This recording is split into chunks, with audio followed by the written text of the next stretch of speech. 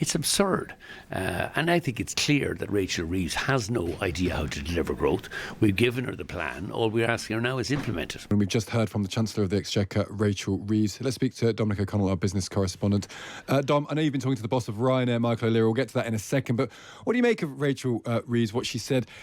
She seems to effectively be saying she didn't model herself the effect of the NI raise, but her overall pitch is, whatever I had to do to get more money into the economy, I'm going to be doing more to make the economy more productive. Exactly, which is a line she's repeated a few times. But there was one line in there that I think gave a hint to the future, actually, a little crack of contrition and perhaps laying the ground for some more disappointing economic growth numbers in the first half of this year. She said she was not denying there would be consequences from that national insurance increase, which I think that's the first time I've really heard her say that, unless she was actually put on the rack. So, talking about the consequences of her responsibility, if she didn't fix her public finances, the harking back to Liz Truss. But that idea of there being consequences from the national insurance rise, I think is a bit of positioning from the Chancellor ahead of what might be some disappointing growth numbers this year. Because will she have to say effectively, Dom, that yes, that those consequences mean those disappointing numbers, but everything I'm doing thereafter, what I'm doing on planning regulation, what I'm doing with airports, what we're doing with AI, all of that stuff is going to grow the economy in years, well, wherever you say, 4, 5, 6, 7, or whenever you think that actually the money will start coming in. Well, exactly. That's really Reeves' problem, is that the economy is slowing down just as she has been talking up growth. Labour talked about it ad nauseum in the run-up to the election. The budget was all about growth. And yet, in reality, since the budget, the economy has started to slow down. And forecasts for growth this year have come down and down and down. The Office for Budget Responsibility was talking about a 2% growth this year. That forecast was in November. The next forecast comes in March. That number, 2%, will come down. It'll be a lot lower. The consensus now is around 1.3% and probably going to go lower than that.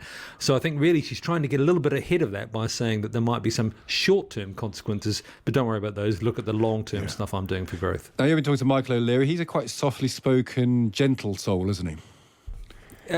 He definitely is. And he supports new runways, but he's not happy with Rachel Reeves because he says those new runways are fine, but they won't happen anytime soon. And in the meantime, Rachel Reeves is increasing taxes on aviation, in particular air passenger duty, which went up in the budget. There is a point to this because Ryanair is taking a lot of new aircraft in the next few years.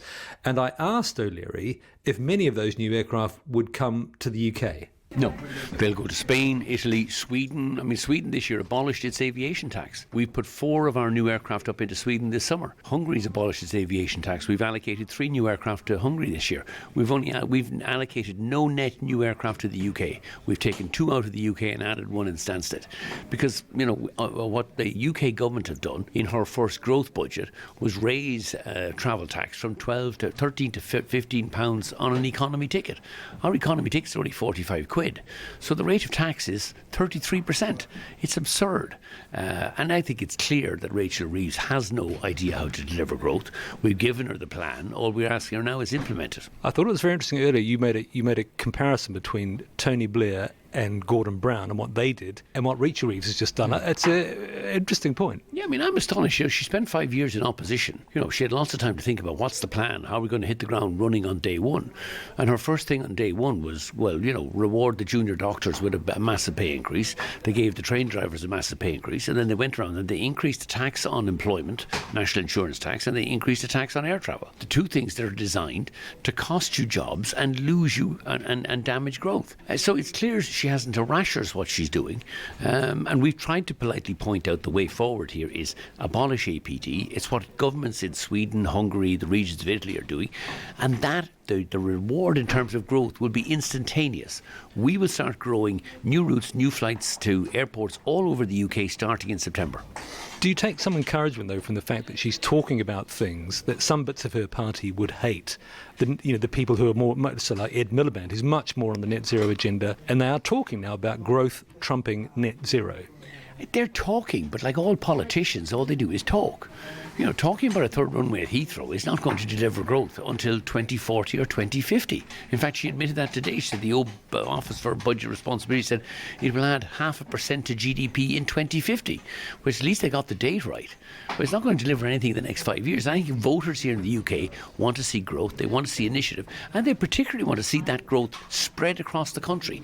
The way to do that is use air travel, tourism and visitor growth, and the way to stimulate that is abolish APD. On net zero, aviation as a whole, or the industry, has put great store by sustainable aviation fuel, this new kind of fuel doesn't come out of the ground. Not much of it is being made. Does the election of Donald Trump in America and his general scepticism around net zero and climate change make a difference to aviation's net zero targets? I think it's just if it hasn't abolished them altogether, it's certainly put them back a decade. Well, that's the point which we've been talking about. That has Donald Trump killed net zero? And that's Michael O'Leary saying, if not dead, certainly not very well. That's Michael O'Leary talking to Dominic O'Connell.